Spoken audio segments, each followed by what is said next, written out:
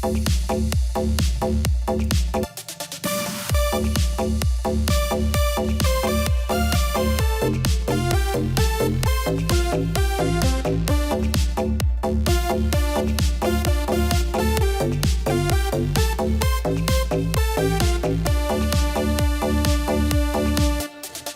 cua mà có hai càng, đầu tai không có bò ngang cả đời.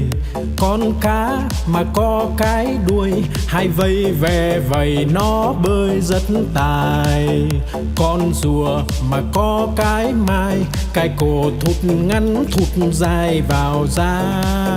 Con voi mà có hai ngà, cái vòi nó cuốn đồ nhà đồ cây. Con chim mà có cánh bay, bay cùng Nam Bắc Đông Tây tỏ tường.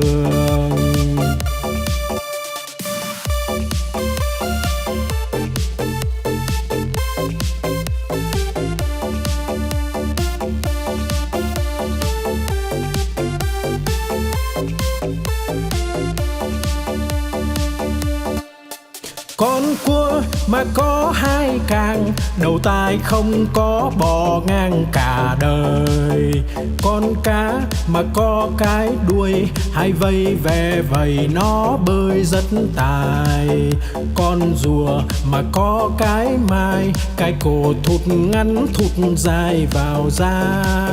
Con voi mà có hai ngà, cái vòi nó cuốn đồ nhà đồ cây.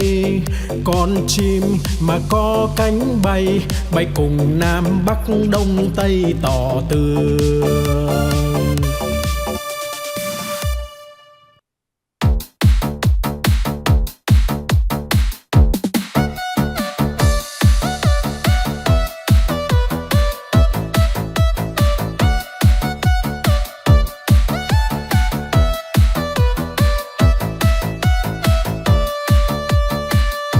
No lòng vĩ dạ là con cá cơm, không ướp mà thơm là con cá ngát.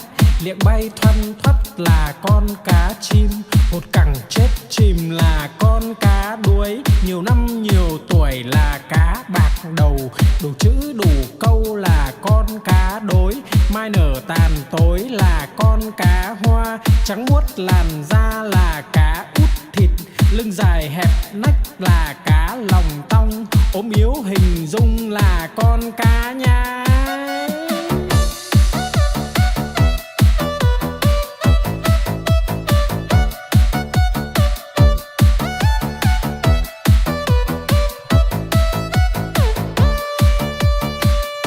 No lòng vĩ dạ là con cá cơm, không ướp mà thơm là con cá ngát. Liệng bay thoăn thoắt là con cá chim, một cẳng chết chìm là con cá đuối. Nhiều năm nhiều tuổi là cá bạc đầu, đủ chữ đủ câu là con cá đối. Mai nở tàn tối là con cá hoa, trắng muốt làn da là cá út thịt. Lưng dài hẹp nách là cá lòng tong, ốm yếu hình dung là con cá nhái.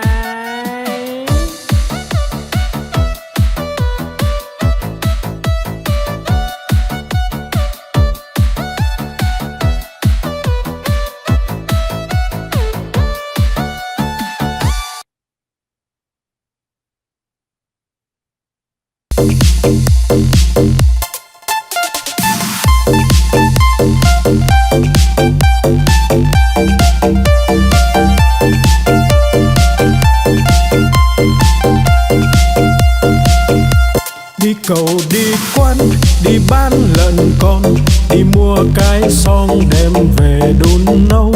Mua quả dưa hấu về biếu ông bà,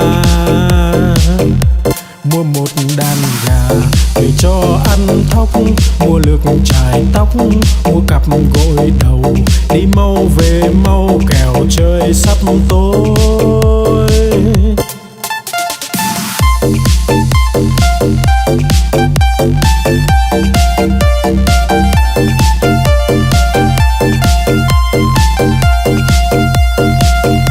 Đi cầu đi quán, đi bán lợn con, đi mua cái xong đem về đun nấu.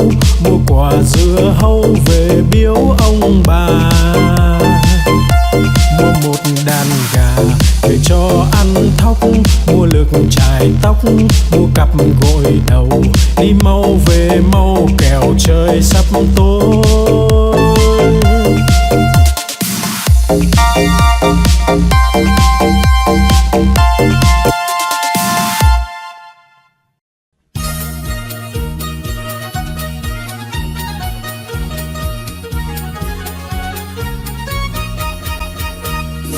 Đi chân bò cầm cây roi thật to, bò không đi lấy cây roi ra chọc đít bò, bò đứng dậy đi ngay.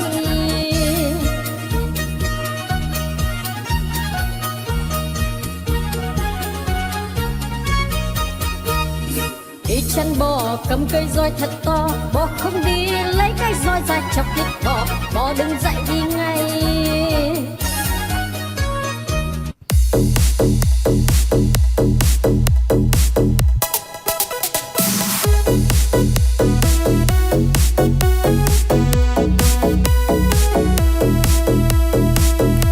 Bướm bay bướm lượn, bướm đậu nhành hoa, khoe đôi cánh đẹp rực rỡ muôn màu. Bướm bay bướm lượn, bướm đón mùa xuân, vàng xanh đỏ tím. Bướm bay dợp trời.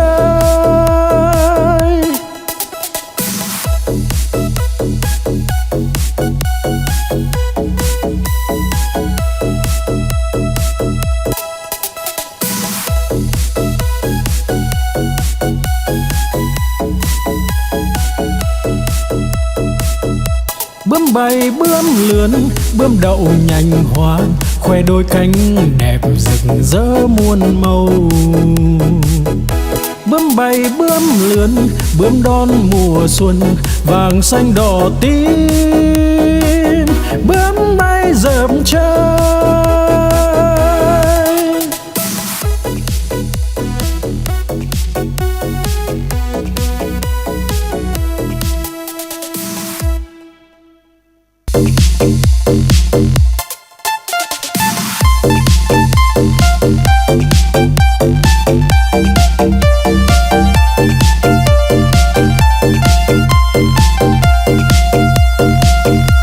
Đi cầu đi quan, đi bán lợn con, đi mua cái xong đem về đun nấu, mua quả dưa hấu về biếu ông bà.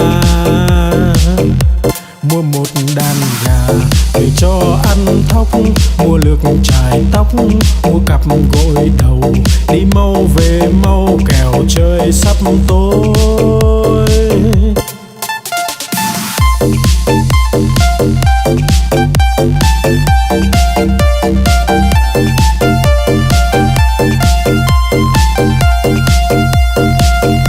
Đi cầu đi quan, đi bán lợn con, đi mua cái xong đem về đun nấu, mua quả dưa hấu về biếu ông bà. Mua một đàn gà về cho ăn thóc, mua lược chải tóc, mua cặp gội đầu. Đi mau về mau kẻo trời sắp tối.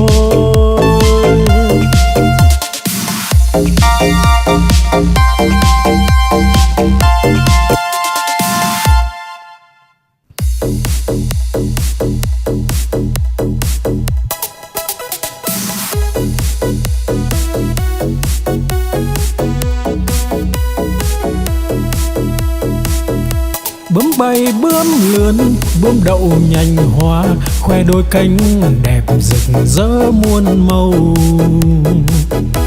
Bướm bay bướm lượn, bướm đón mùa xuân, vàng xanh đỏ tím. Bướm bay dợp trời.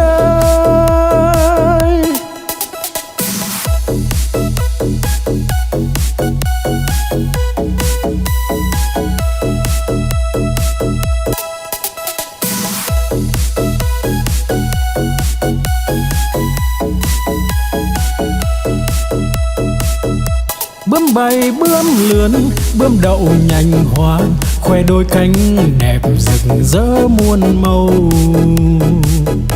Bướm bay bướm lượn, bướm đón mùa xuân vàng xanh đỏ tím.